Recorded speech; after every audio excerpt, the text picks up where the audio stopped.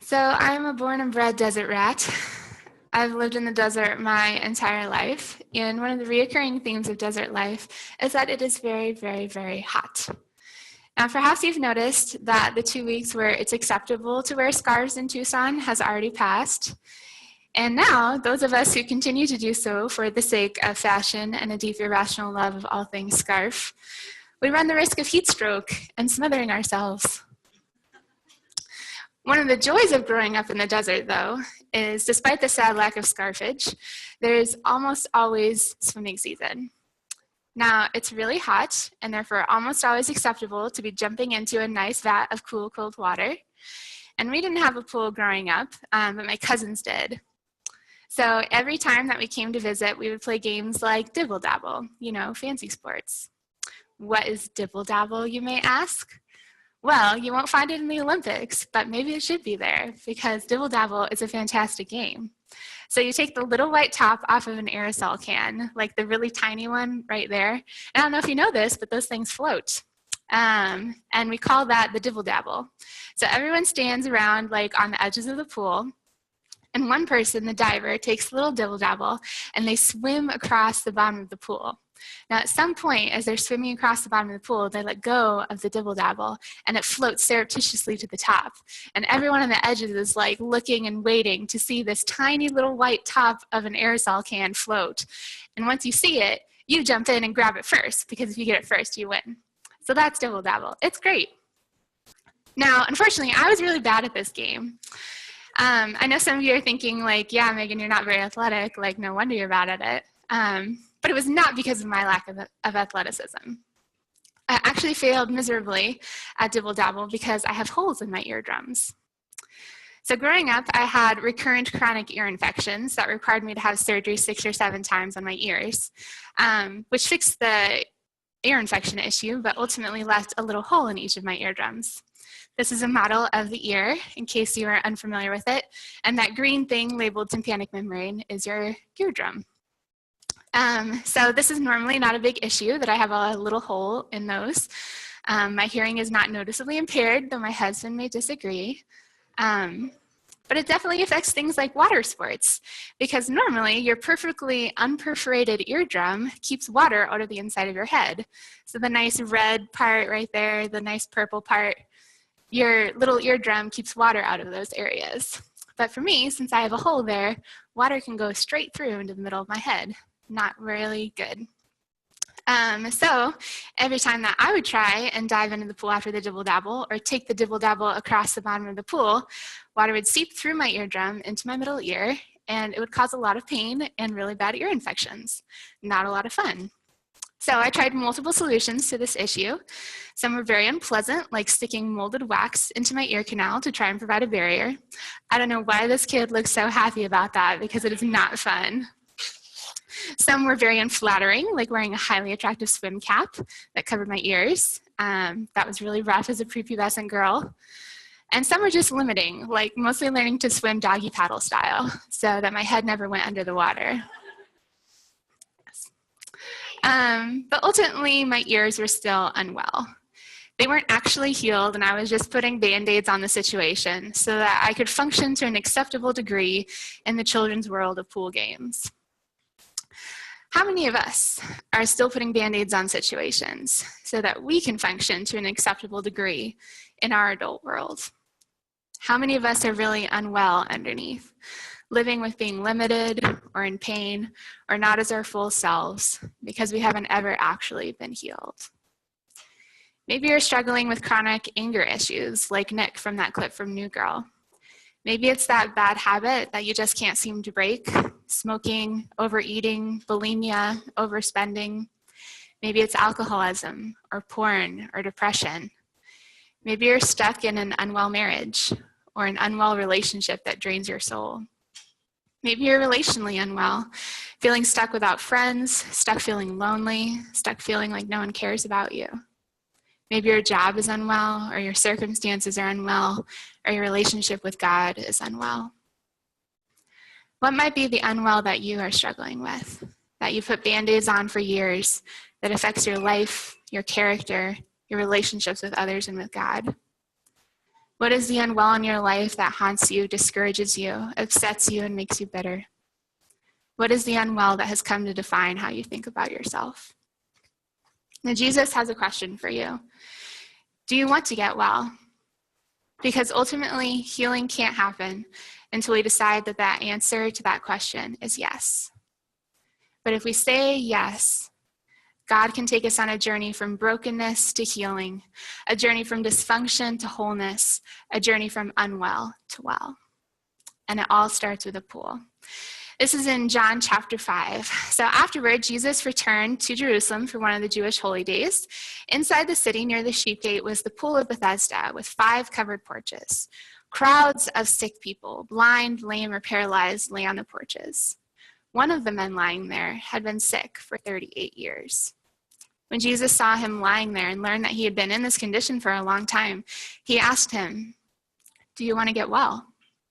"I can't, sir," the sick man said, "for I have no one to put me into the pool when the water bubbles up.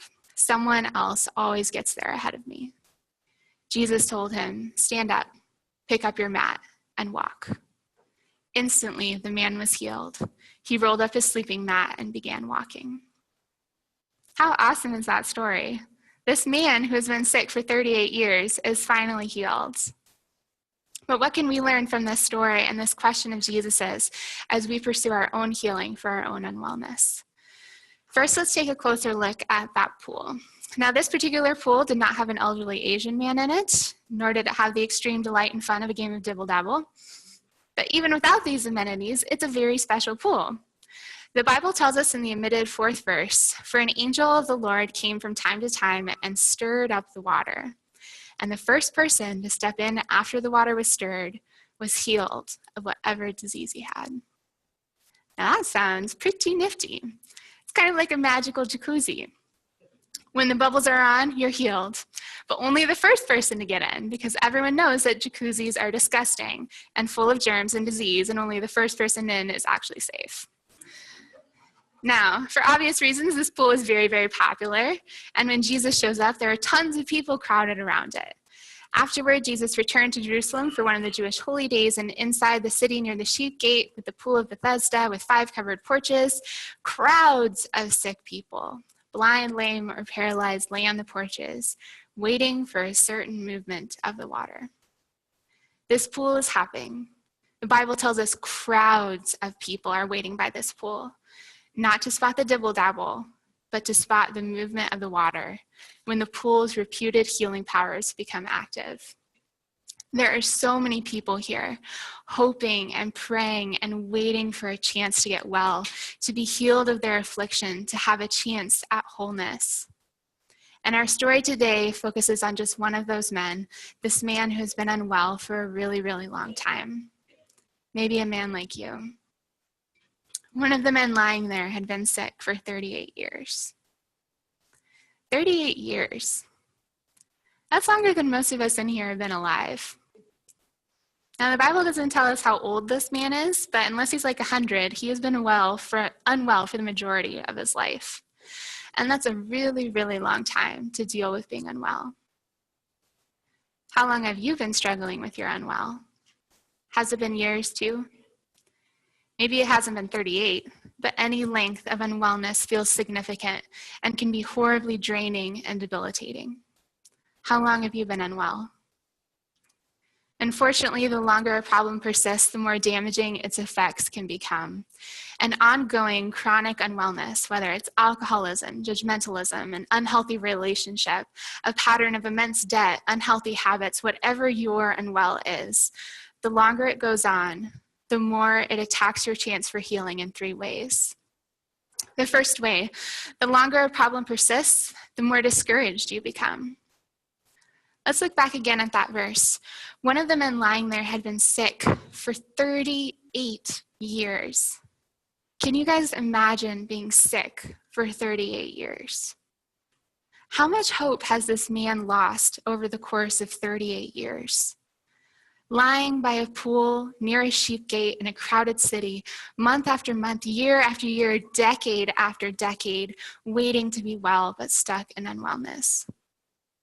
It's hard to maintain hope for becoming well when the problem lasts that long. Maybe you're unwell of struggling with porn. At first, you knew it could be different because there was a time that you didn't look at porn. You could be that person again.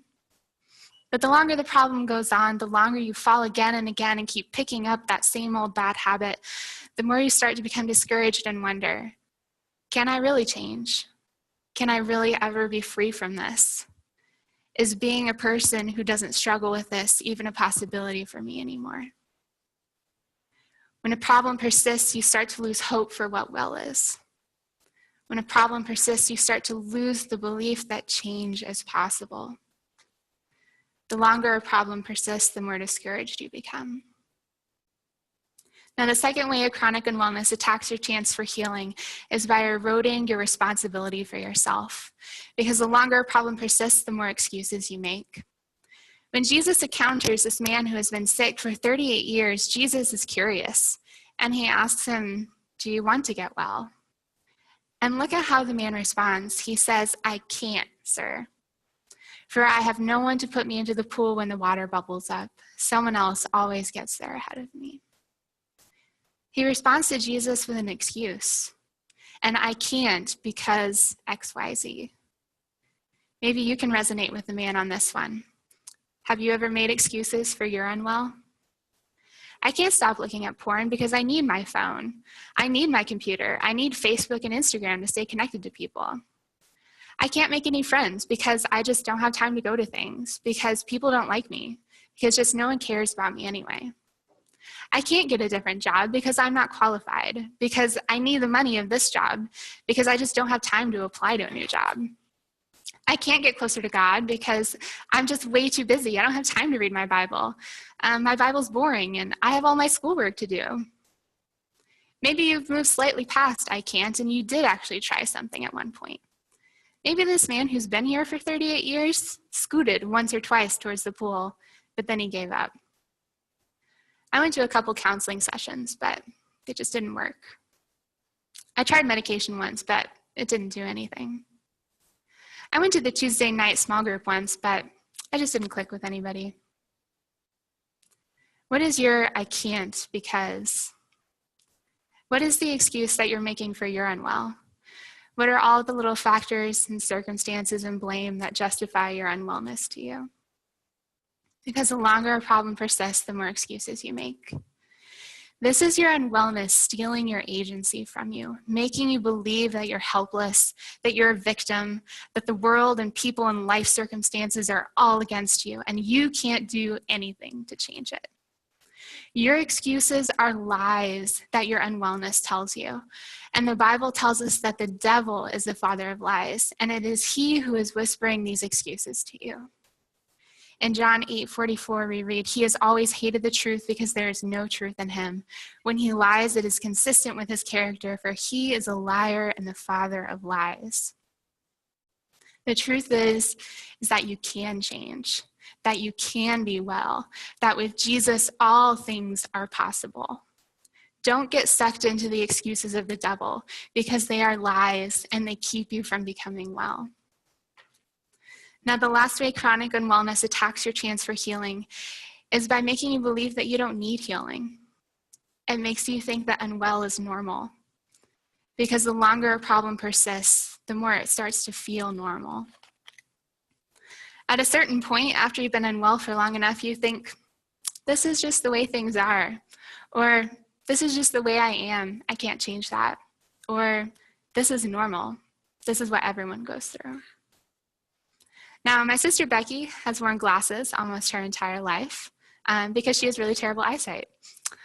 I have bad ears, she has bad eyes, it's okay. Now, she's a nurse, and recently she went to this training class for EKGs, and when she sat in the third row of the class, she realized something. She couldn't see the board. Now, up until that point, she had thought she was well.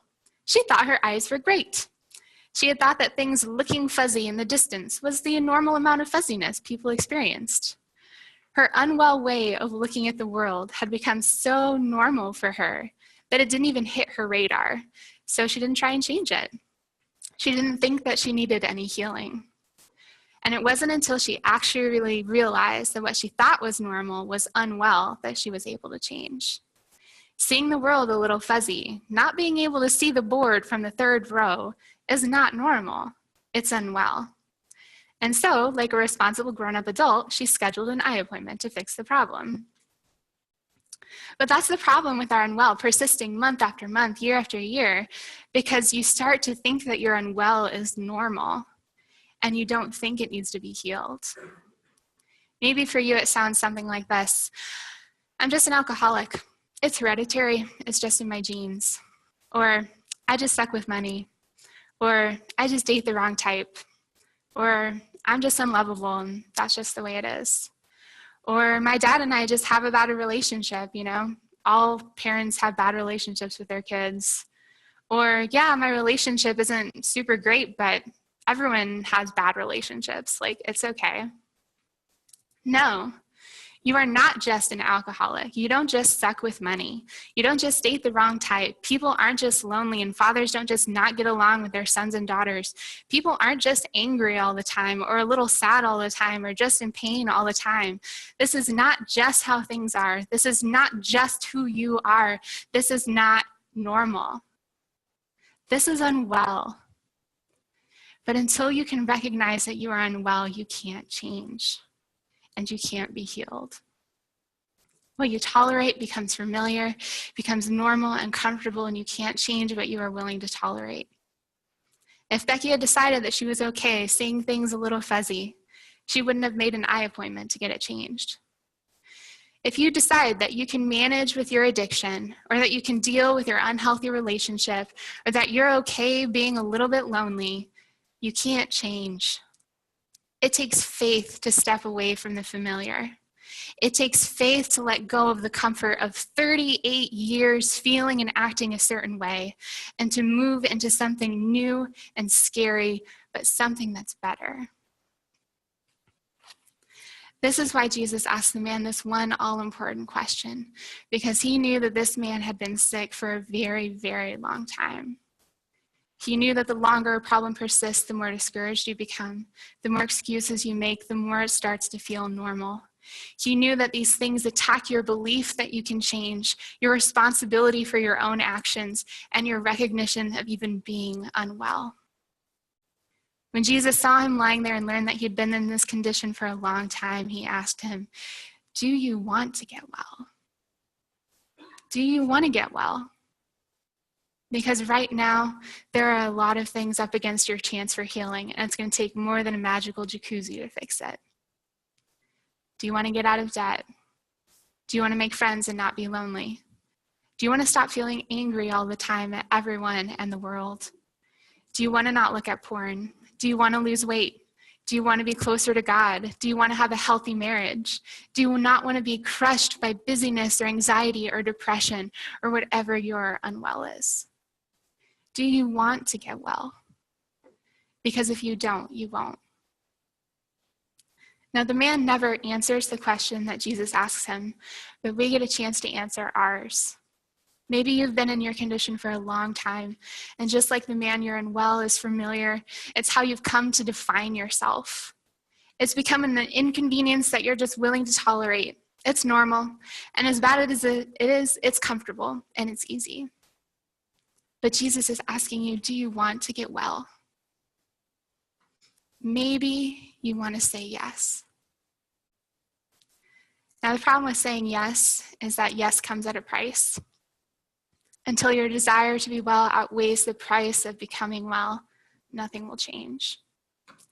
Because I'm not going to lie to you, becoming well is not an easy road. If it was easy, people wouldn't be unwell for 38 years. It's not easy to do something different, to restructure our lives, to sacrifice and invest time, energy, and financial resources into changing. It is easier to continue tolerating the familiar than to do the hard work of changing. When Jesus is asking you, do you want to be well? He is not asking because he's going to give you a magic potion if you say yes. He's not going to give you an instantaneous fix if you say yes.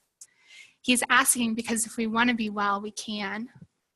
We are the obstacle standing between us and change. And until we want to be well, there's nothing that we can do. In an article from Relevant Magazine, author Jordan Davis illustrates the price of becoming well, the price that most of us aren't willing to pay. He asks, are you ready for the sacrifice of being community or starting a relationship?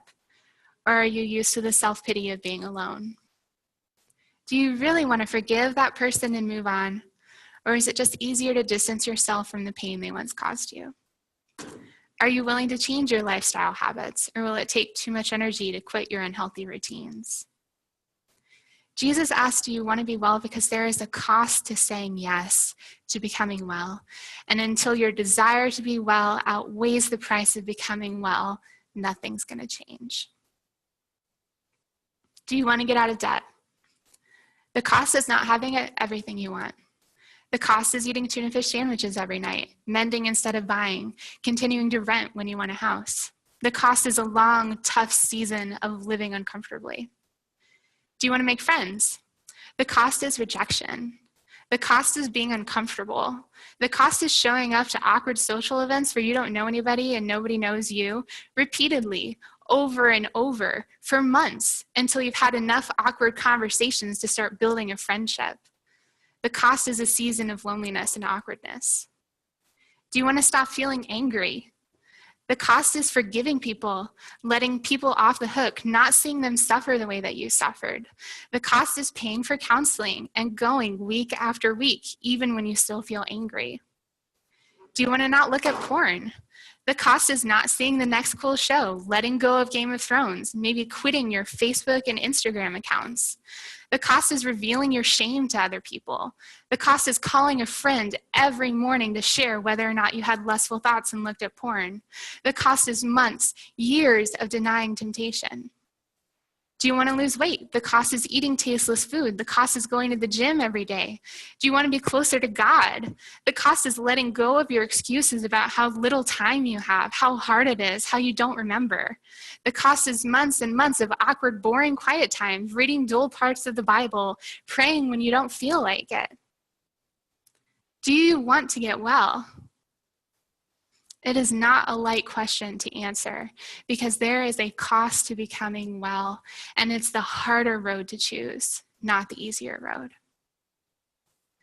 But I promise you that the well on the other side of that hard road is 1,000 times better than the unwell on this side.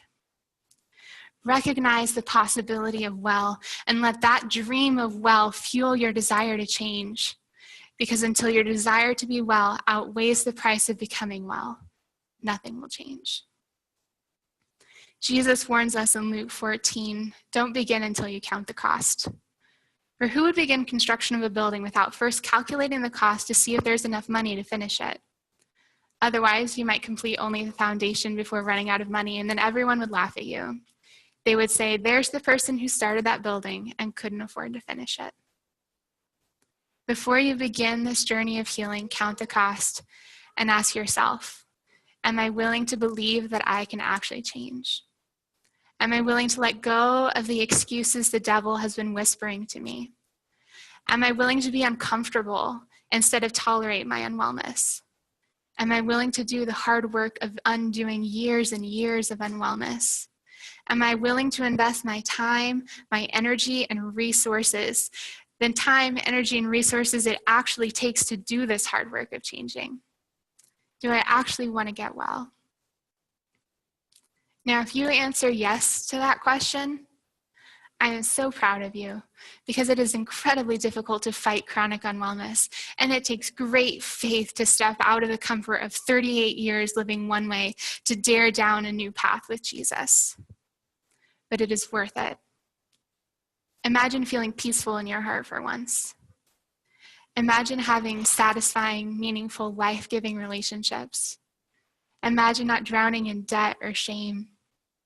Imagine feeling rested in God's presence. Imagine what it would be like to be well. And when you say yes, know that you're not going to be taking that journey alone. Then Jesus said to him, get up, pick up your mat, and walk.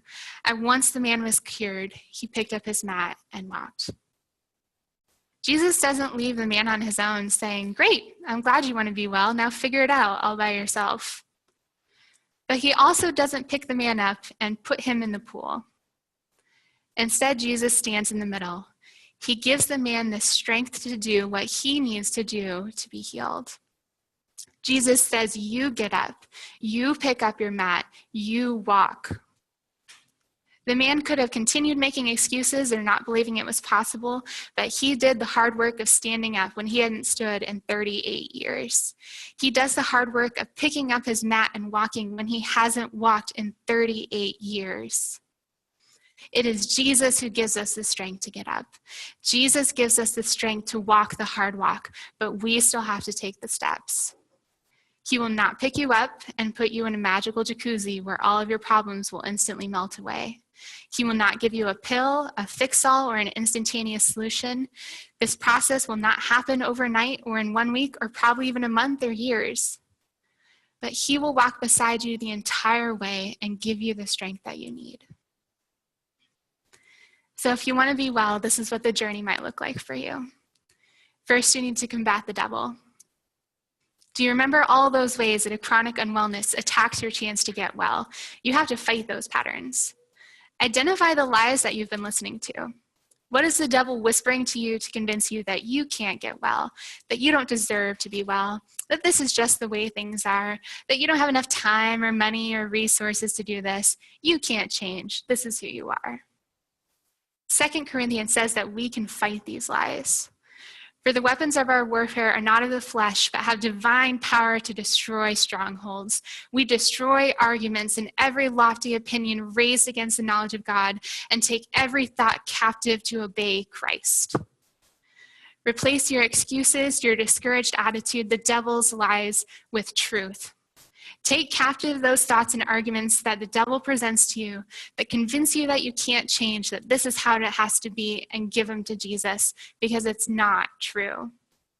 In Christ, we have the power to destroy strongholds, chains, and patterns of thought that have entrenched us for years. Give your thoughts to God and let him renew them and restore your hope. And now, dear brothers and sisters, one final thing. Fix your thoughts on what is true and honorable and right and pure and lovely and admirable. Think about things that are excellent and worthy of praise. Don't dwell on lies. Don't believe the excuses that the devil is whispering to you. Don't believe the lie that you can't change. Take your thoughts captive to obey Christ and replace them with true thoughts that are excellent and worthy of praise. Now, after you've battled the devil's lies about you and your unwellness, and you have anchored your thoughts in Christ, it's time to count the cost. Actually sit down and think through, what are the necessary practical steps that I would need to take to get well? Just like Jesus tells us in Luke 14:28, don't begin until you count the cost. Make sure you make a plan. Figure out what being well would cost before starting. Otherwise, you might not finish, or lose hope halfway through, or think you've tried and give up when you actually never completed all the necessary steps. Now, sometimes it can be really helpful to talk through these steps with a wise or trusted friend, maybe someone who has walked this journey before you. Ask them what steps they took, and then prayerfully consider what steps you should take. Present your plan before God and pray over it, asking for his wisdom and his guidance on what is achievable for you right now in this season. What is most helpful for you right now in this season for your particular unwellness? Now, a practical step for you might look like signing up for counseling. If you're a student, you can get counseling resources at Campus Health. Maybe it means saying no to some commitments you already have, so that you can refocus that time to working through your unwellness. Maybe it's seeing your doctor for a prescription, or deciding that you will faithfully attend a small group every week for a year, or deciding to delete your social media accounts. Based on your unwellness, your walk will look different, but each walk will require a radical cost that's not going to be easy to live out. Know that your cost will probably require significant time, significant energy, and that things are not going to change overnight. But if you count your cost before you start, you have a greater likelihood of following through since you made the commitment with the cost in mind. And finally, as you do this walk, remain in Jesus. If the man had tried to stand up on his own strength, he would have failed. This man was physically incapable of doing it by himself. He didn't have the strength necessary to be well on his own, and neither do we. Apart from Jesus and his healing strength, we will not be able to be well. Jesus tells us, yes, I'm the vine and you are the branches. Those who remain in me and I in them will produce much fruit. For apart from me, you can do nothing. If we try to take this journey of healing by ourselves, we might succeed for a little bit, but ultimately we will fail because apart from him, we can do nothing. It is only Jesus who ultimately heals, and it is only through him that we will have the strength enough to take the steps of faith and difficulty towards wellness. Rely on Jesus' strength, not your own, to now take these steps and begin the journey of becoming well. Maybe you've been sitting by a pool for 38 years, hoping for the chance to get well. Whatever your unwell is, you aren't sitting there by yourself because Jesus is right there next to you asking, do you want to get well? Do you want to get well? You will have to work hard. You will have to change. You will have to unravel and dig up and slash through all of the ick and sin and self-doubt and chains that have ingrained you in this pattern of unwellness. And it will hurt, and it will be uncomfortable, and it will be scary, and it may not feel very much like well until you get to the other side. But Jesus will be there with you every step of the way. He won't carry you. It won't be instantaneous or pain-free or easy. It will require a radical cost. But if you say yes to this journey with him, Jesus will give you the strength to get up and pick up your mat. He will give you the strength to take that step of faith out of the familiar into the unknown of well. He will give you the strength to do the hard work, to persevere through the journey of unraveling years of unwell. He will give you the strength to become well through him, and he will meet you on the other side where well is. But you have to decide your answer to his question. Do you want to get well? Let's pray. God, I thank you that you are a good counselor and you know our hearts better than we do. And even though on the surface we might say, yes, we want to be well, you know what well entails. You know that it's hard.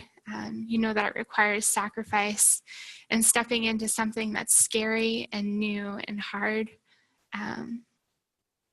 But I thank you that if we honestly consider your question of being well and we decide to say yes and go on this journey with you, that you will be there with us, and we are not alone, that you will give us the strength we need to persevere and become well, Lord. Thank you for removing the lies of the devil that say that we can't change, that say that this is just who we are, that this is just the way things have to be, because we know that's not true, that you have called us to something better and something bigger, something whole and perfect in you, Lord. I pray that you will give us the strength to count the cost and then say yes, and to start this journey of being well with you. We love you. In Jesus' name, amen.